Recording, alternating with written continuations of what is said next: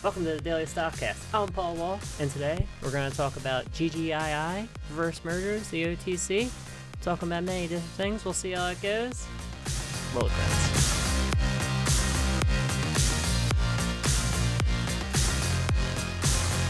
Welcome, guys. My name is Paul Wall. I've been a retail trader for approximately about 10 years, and I've had success here and there, but in the past year, I've turned about $1,000 into $1.2 million. So my goal with this whole thing is to, help retail traders. I just want to help everyone and try to help them make money. So today I'm here with Dane, and Dane's a new trader, new investor kind of guy.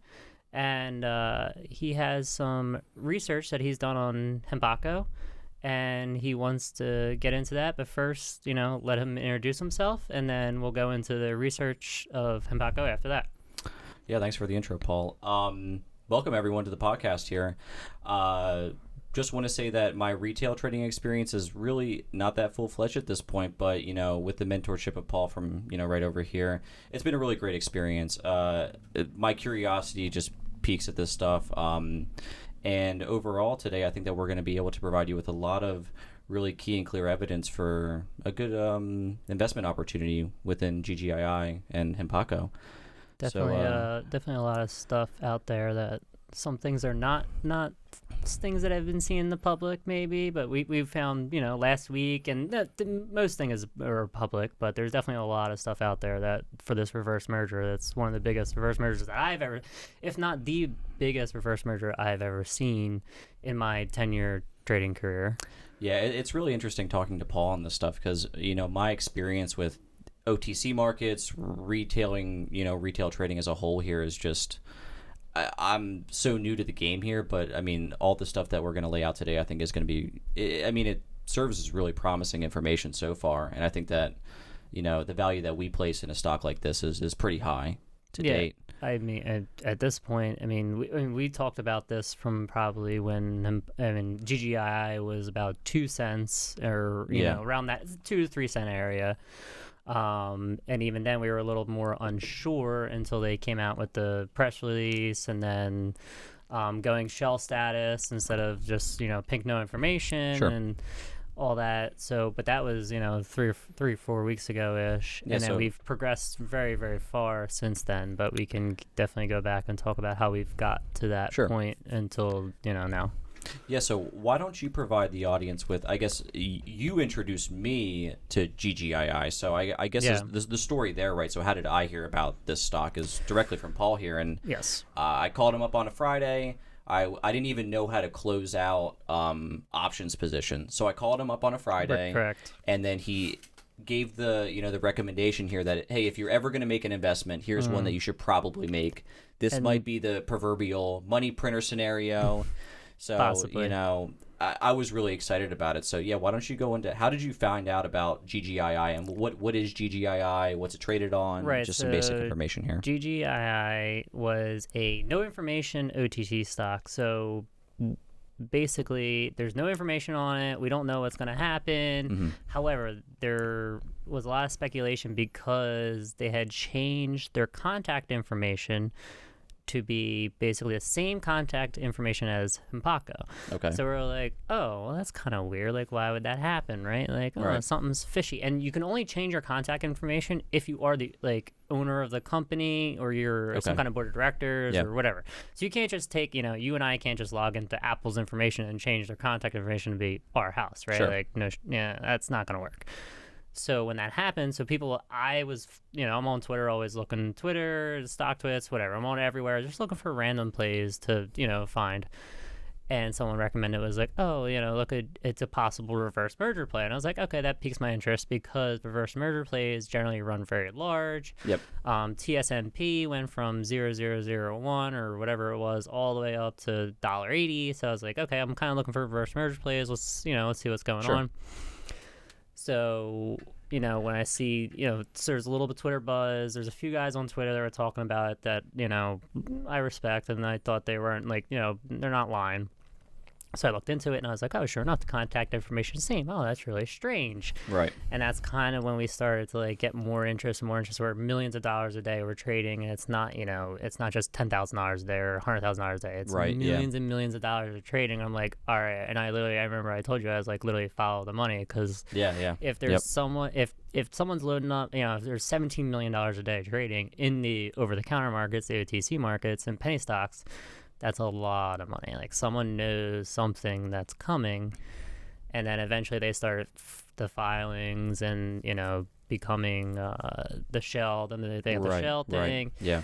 And then they eventually became pink current as of Thursday night. Well, so Friday morning. Essentially. So I think you told me about this on around the 29 April timeframe, maybe like early May, right? So I think that the press release came out 27th of April, right? So before that, the stock lingered at 001. Yeah, right, for years, right? I didn't get in that, I didn't get in that low. 27 April rolls around, press release saying a couple things, right? So 100 Series A shares were passed on to Sandro Piancone, right?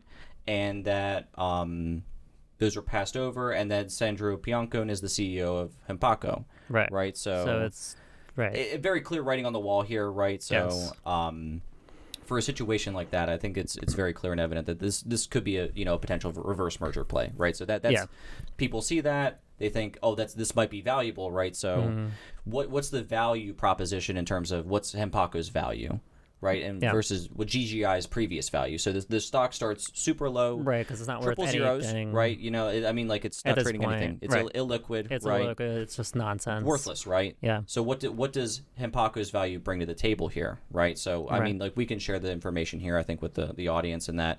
So I have a couple notes here. If you go onto Hempaco's website, I think it's just like hempacoinfo.com or something like that. Just Hempacco is all you have to look up on Google. And this is all just publicly not known information here. Yeah, it's all public. You can all so look it up. I think just like listing some of these things off. 3.1 million in sales. They own their own brands, R&D, IP. They actually own their own factory in San Diego. So they're based out of San Diego. They own a 53,000 square foot their own factory, right? So owning it means that they don't have to pay a lease or anything, right? So that, again, asset value there.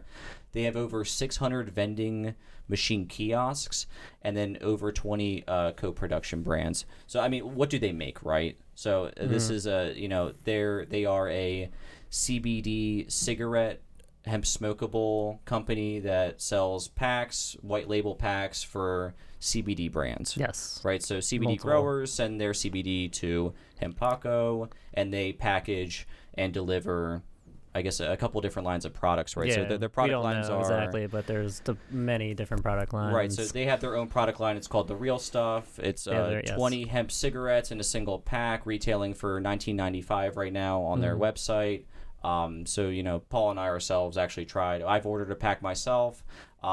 What came in the package, I ordered 2 packs of 20, came out to around $40. Included in the package, I got 2 of their solitos, which are their single hemp sticks that contains 80 milligrams CBD, and those retail for $2 a piece. And then in addition to that, they also gave us some hemp wrappers as well. Yeah, like free trial stuff. Free stuff, which is really awesome. Yeah, they're just throwing it in there. I guess my experience with smoking, it was refreshing.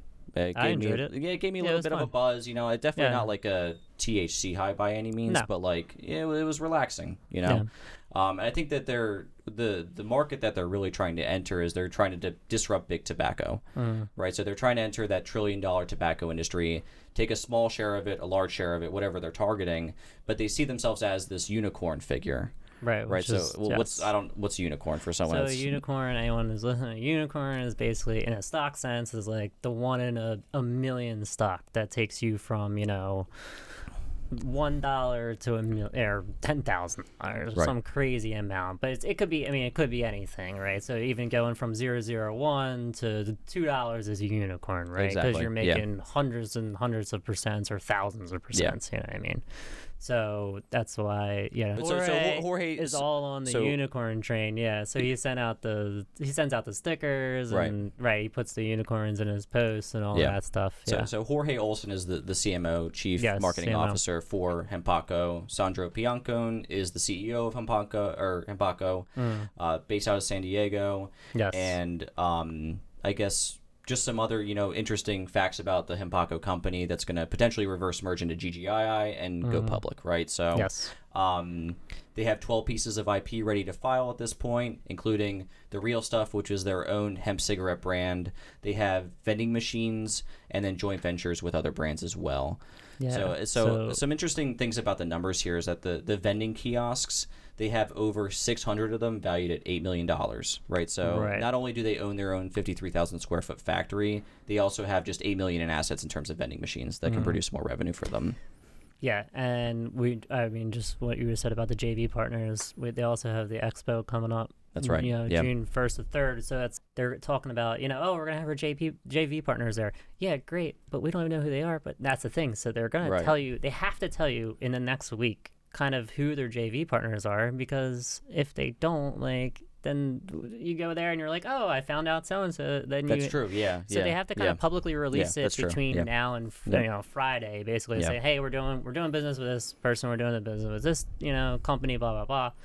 So you're going to have all these hopefully, press releases this week confirming their business and actually what they're doing, relative to the whole company in general. So not just saying we're doing this for ourselves, but also we're partnered with these many, many different partners and blah, blah, blah. So that's hopefully coming up this week. And then, like I said, they had the expo June 1st to 3rd, I think it is, which is this coming weekend. So once that's all, figured out this week, we should see some more interest garnered in the reverse merger in general. And and hopefully it'll also be confirmed this week too with the AK, because it already is confirmed realistically we talked about. Yeah. I guess explain this relative to a typical OTCer, right? Yeah. So what makes this, special? Why is this a unicorn? Reverse mergers are very few and far between. Mm-hmm. I think legitimate reverse mergers, sometimes you'll see some, reverse merger where it's like, oh yeah, X merge into Z, but both companies don't make any money, so it doesn't matter. Or they're in debt. Yeah, or they're in debt, right? They're both, one's taking over less debt than the other one. Yeah, exactly. And it's a bunch of nonsense. Whereas in this scenario, you have so real reverse mergers, how it should occur is, in my mind, how it's occurring. Like, you have a shell company that puts us up, that's a publicly traded company that says, hey, listen, I want to sell the owner wants to sell the company. Mm-hmm. A private company that wants to go public without paying the IPO fees of NASDAQ or anything else, they're like, oh, well, I can just buy your shell and then merge my company into it. Yep. And then that way I only pay, $500,000 or $1 million instead of $4 to $5 million to list on NASDAQ or something. Yep. So then if you own shares in the former old company, you are actually somewhat, now once the private company merges in, you actually do have say in the new private company. Right.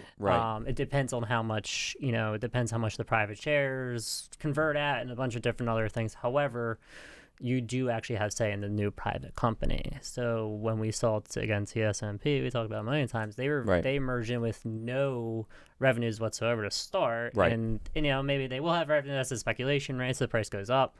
But we're merging in a private company that already has revenues. It's a legitimate company. There's multiple, like I said, JV partners and everything else they have. So they're holding stuff back. They're already telling you, matter of fact, like, this is what we got. We have, 3.1 million in revenues. Yep. And that was as, the previous, 2019 or whatever it was. But I don't know. Is that GGII's revenue, or is that it's Hempaco's revenue from prior years? This could have been during COVID or something like that.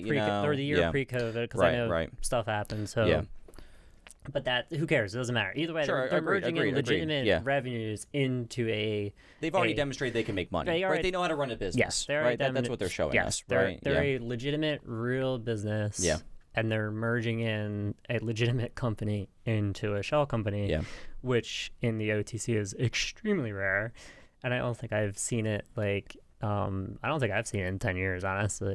That's great. That's insane. I can't think of off the top of my head. There might have been some I've missed, but I can't think of any off the top of my head. Wow. Yeah. I think the other thing, too, is I guess how responsible they are at just updating the shareholders. Or not, or just they do a great job publicly announcing, hey, we're working hard every day here. Yep. This is what's going on. There's nothing behind the scenes happening, or it doesn't No. seem. I mean, if it's behind the scenes, they're doing their own work or whatever. But like anything that's relevant to the public, right? They're announcing that over Twitter or the website, right? So it's that's my biggest like pet peeve is always like anytime you find like you think this company seems legit, and then you're like red flag, red flag, red flag. That's the thing with this is like they're doing it by the books. Yep. Like you literally don't put out much news until you get current. Then you get current. Then you can put out news. Yeah, they're not pumping anything here. Right. It's not really a pump. They're just telling you matter of factly what's going on. Exactly. Like, hey, we're a company. We make X amount of dollars, and this is what we're doing. Exactly. Like if you don't believe it, that's on you. Like, I agree. This is what we're doing, and this is how it's going. Yeah. For me, it's I don't have that that base level of understanding. As someone that's new to the retail trading environment in the OTC, like I don't have that. Foundation of like what does a company that's going public or is just on the OTC, how much information do they divulge to the public, right? At what frequency? It seems like with this company in particular, Hempaco, they really do care about informing the shareholders, the public about what's going on. Yeah. And they care about their patrons as well. Yeah, for sure. I mean, again, it's done the right way. Yeah, like you could easily pump this. Agreed. Not so good way to attract unwarranted attention, right? But if you're a legitimate company, you don't care about that because you're like, oh, I'm a legitimate company. I'm going to be valued at what I'm going to be valued at anyway. So as long as I get in there and then complete my objectives financially and all that stuff, like the market will value me at what I'm deserved to be valued at. Right. However, again, if you're shady, then that's not how you do it. So then, to me, that again, because they're not actually pumping, like you said, they're just giving legitimate updates. That to me is like a green flag. It's like agreed. Yeah, they're a legitimate company. Like, and you can it's all the stuff we found is all public information. Like anyone can find it. Like. It's not a question of if. Like you're always wondering, like, well, maybe it's maybe it's this, maybe it's that, and this is like, no, this is 100%. This is it. Right. Like it's just a matter of from this point forward, how are they going to unravel everything? That's because now exactly. they're current in their financials, so now they can kind of. Now they can say actually what's 100% going to happen. So I guess we can give an update in terms of where is GGII, the shell company for Hempaco, where are they currently at? So they are pink, right? Yes, they're pink currently, as of right? Friday, yes. So over the past, from the 30th of April when I was informed of this, over the past 3 weeks, they've released over 20 filings, updating the financial records, 20 right? something, yes. Providing an attorney letter, that says that, this is all officialized. And then most recently, Pink Current this past Friday. Right, it took the OTC markets like 5 to 6 days. It was a little longer than I would have liked. Right, but exactly. it took a little longer for them to get everything together. Which is fine.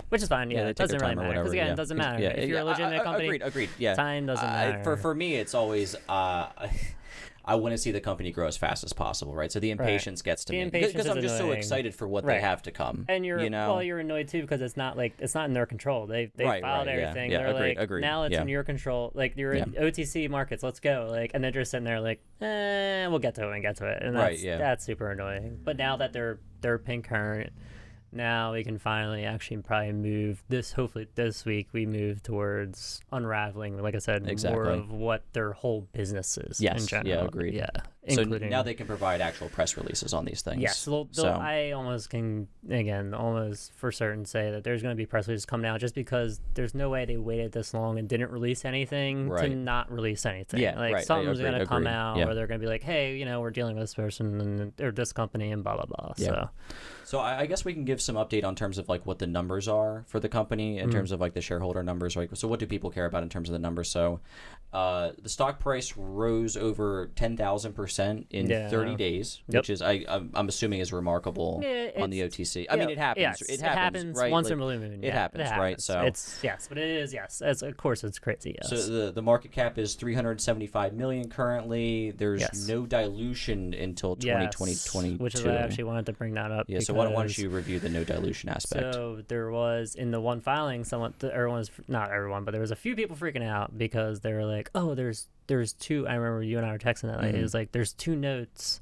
If they dilute, there's 1.7 billion shares they can dilute. Right. However, if you looked in the subsequent notes of the filing, so it was actually in the filing itself, and then if you pull up the notes for the filing, there's an asterisk next to it, and you pull up next to it, and it was said that the notes, they consulted with an attorney. They're probably their regular attorney for all the stuff they're doing, and they believe that the debt is neither convertible nor collectible because of statute of limitations in Nevada, because the company's filed in Nevada. Okay. So it depends. Every state's different. However, if an attorney says that, you can almost guarantee that that's what's going to happen, because they're not going to say that in risk malpractice to be like, oh yeah, it can't happen, and then they're way underwater on something. So the fact that they said that means they looked up the statute of limitations and it's passed, and then so there's no dilution, they're debt free. Like that's probably 99% chance or whatever, that's what's going to happen, because there's nothing else. There's only those two notes, and they're from 2014 or whatever they're from. So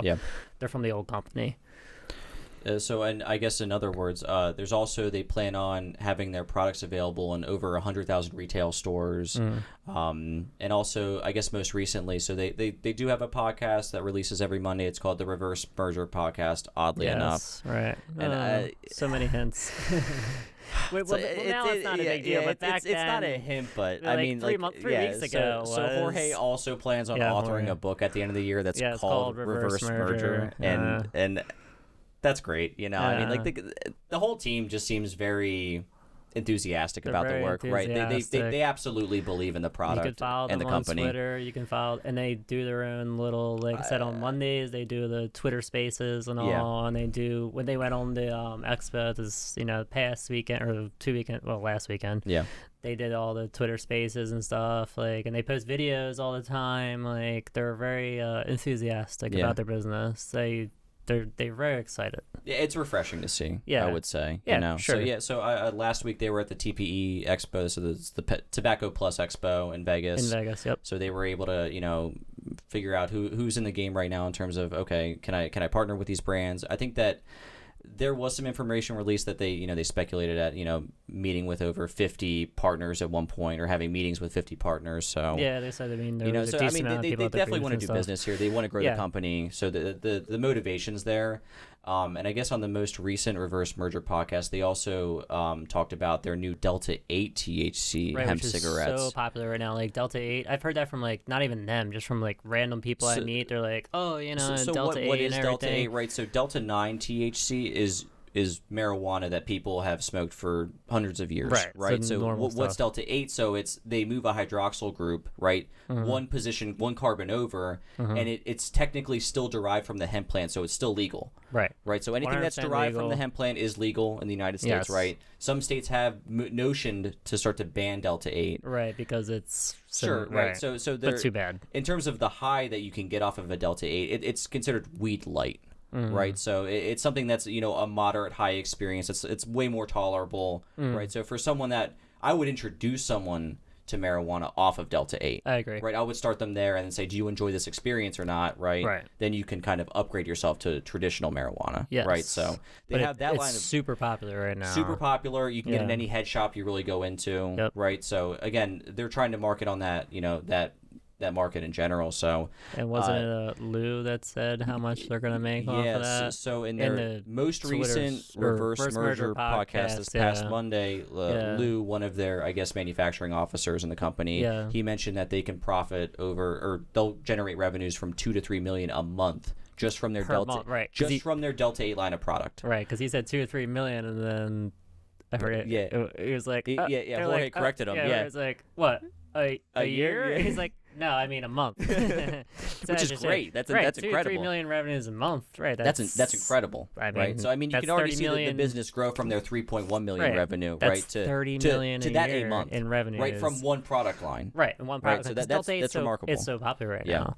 And then they briefly mentioned Delta 10 on the same and podcast. I've never tried Delta 10, but they consider it to be a more stimulating version of Delta 8, right? So but they said they were looking into it or whatever. News to come on that end, right? So and they also have the line of products. So they have a mint, and I think they have like a fruit flavored hemp cigarette coming out, which is really cool. I think that in next month they're going to start retailing the mint version, so we'll definitely have to try that and see how that Because I think that's like their thing for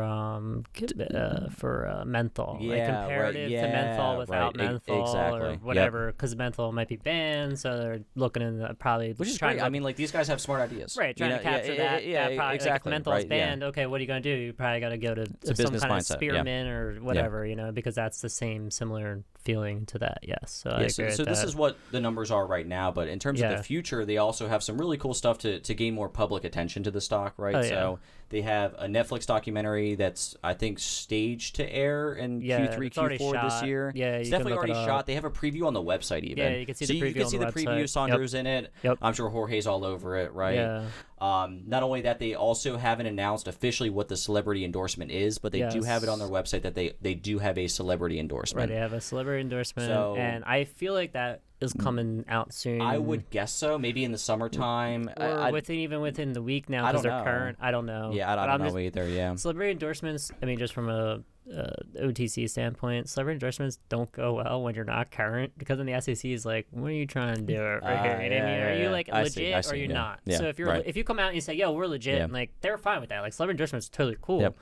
But if you're not legit and then you're a company, you just pay someone like, yo, we'll give you $10,000 to pump our stock, then the SEC's like, it draws attention. It draws way too much. Yep.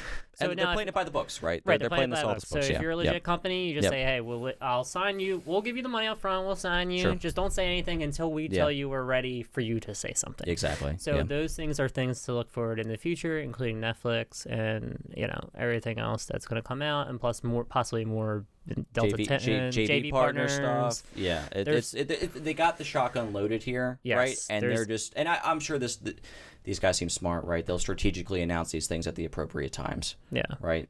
To garner as much value for the shareholder as possible. Right. You don't want to just shoot it all at once and then just be like, that's it, that's all we got. Exactly. Like, you want to just slowly go along and say, hey, we're signing this, JV, this JV, blah blah blah. We got this endorsement, and then over time your share price will increase. Exactly. Yeah. So it behooves them. It behooves the shareholder. Yes. Right. Everyone's happy as long as it's done correctly. There's no losers really in any of this. Yeah. So I just holistically, right? How do you value this stock? Like, this is a clear buy? Is it a clear? I mean, from a technical standpoint, we dipped down earlier this previous week, all the way down to like 4. Mm-hmm. But after going to, we went to 16.7, right? Sure. And then dipped all the way down to 4. So that shakes a lot of people out, right? Because people are like, bought at 10, they're like, oh, or even 12, 13, 14, 15. And now they're like, oh, I'm just going to take my loss, right? Exactly. And get out. And then we rebounded that next day from like 4 or 5 to all the way back up to 8, right? And now it was the same day, wasn't it? One day went down, tanked. Yes, and then the following day it ripped back up. Yep. So we're sitting now around consolidating around 8 to 10. Yep. With good volume, still trading millions of dollars a day. $10 million at least. Right, which is crazy. Right around the $10 million mark. Which is, it's funny to me to think like, oh, it hasn't, like, I'll be like, oh, it's a low volume day, right? And it's $10 million. For them, it's $10 million. Yeah, right? Exactly. It's like, oh, it's a low volume day. It's $10 million, right? So we're consolidating with a very high for the OTC amount of volume. And then, so once we actually get news and we break the consolidation out, our resistance is 16.7, and then we hit 12 on Friday, so you hit 12, then 16.7, and then after that it's blue sky breakout. Right, so we hit 12.5, I think, on pink status update. I think it was 12, 12 even. I thought it was 12.00. I don't know what it was exactly. I know in the morning it gapped up to 11. I think it went to 12, and then but then that's fine. Let People it consolidate. Took a profit or whatever. People took profit. Let it consolidate. Yeah. That's fine. Get in, get out. Yeah. And then from there on, I mean, like I said, 16.7 is a big break, and that could easily happen on Monday. I mean, if they release any kind of updates. This is real press releases, too. Right. So at this point, they can actually do stuff. Like, now that they're pink, like, I wish they would have released, and part of me says, like, oh, Friday, release something. But at the same time, like I was telling you, privately, text messages was like, it's Friday. I was like, it's probably not the best idea, because you actually want profit taking Friday. Yeah, you want to release stuff on Monday when people are getting back into the market after the weekend. People don't like to hold over the weekend. You get in Monday, and then I think Fidelity, or what is it, TD or Fidelity? Fidelity opens on Monday. Monday, typically, so Fidelity can't trade pink or non-pink stocks, so right? Stop sign equals no. Stop sign is no. However, I guess it takes them one day afterwards. Well, I think they messed up. I'm not gonna lie. I think Fidelity was lagging behind or something. I don't know what happened, but for whatever reason, I think from what I've been told is that people that with Fidelity can trade it on Monday, right? Which is perfect because then pre-market Monday, you open up your, you release a press release, and now all the Fidelity people are like, oh, I gotta chase. You know what I mean? So then you can essentially run it up from there. So that's the best way to do it, honestly. And then next week we're looking for 16.7 to break. Yeah. Right. Yeah. So blue skies ahead, hopefully. Hopefully, blue skies ahead, and we get onwards and upwards. Yep. And then we'll see what happens. Yeah, it's exciting. I mean, it's very exciting. A lot of faith in, I think, Jorge, the Sandro as a whole. Is to strategically release this information. You know? I think they're definitely strategic because they could have came out Friday with the they could have dropped bombs. Could have dropped bombs. But Friday was probably not the best day to release that. Yep. So someone had one of them had to be like, this is not a good idea. Let's just wait till Monday because it's only one day. Yep. You wait the weekend. Just don't say anything over the weekend, and then Monday it's surprise. Like that's what you want. You want the surprise stuff, and that's how you everyone's happy with that. Stockholders happy with that. Yep. Everyone's good as long as you do it that way. No one gets trapped. Everyone's fine. Yep. Where if you do it on Friday, Monday we could go down. You know what I mean? Yep, exactly. So all right. So thanks for coming out, Dane. Thanks for giving your insight. I said you're a very good researcher. We talked about it earlier in the week. I was like, Dane was bringing up stuff to me that I hadn't seen yet, and I was like, that's good stuff. It's good stuff. So thanks for coming on. I appreciate it. Yeah, of course. Thanks for having me. Yep. All right. We'll wrap it up now, and we will see you next time. Slam the like button. Like, subscribe, hit the bell, definitely, and that'll help. Anyone I have on, me and anyone else I have on, we're all just regular guys. It'll help us a lot. I appreciate it. Thank you.